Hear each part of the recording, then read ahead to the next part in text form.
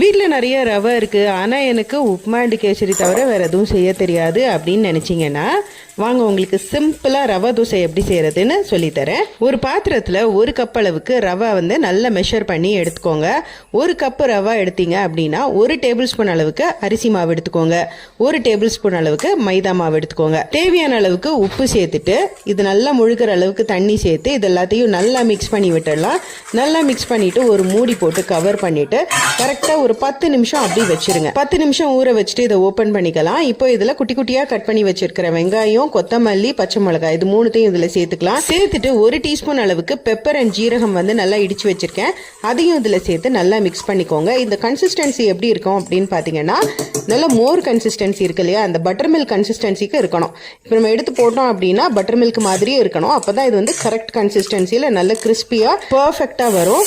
So இப்போ பார்த்தீங்கன்னா butter milk கன்சிஸ்டன்சியில் இருக்க நல்லா வந்து தவா காய வச்சுட்டு நம்ம இந்த மாவை வந்து இந்த மாதிரி ஸ்ப்ரெட் பண்ணி நல்லா ஊற்றிக்கணும். இதில் நெய் இல்லைன்னா எண்ணெய் சேர்த்து நல்லா வந்து சுட்டு எடுத்துக்கலாம்.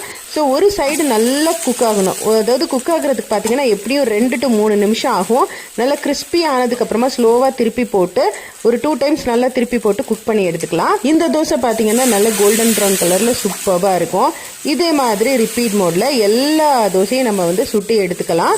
ரொம்ப பர்ஃபெக்டான சிம்பிளாக செய்யக்கூடிய ரவை தோசை ரெடி ஆயிடுச்சு. இது கூட சட்னி, சாம்பார், கிரேவி எல்லாமே அல்டிமேட்டாக இருக்கும். ட்ரை பண்ணி பாருங்கள்.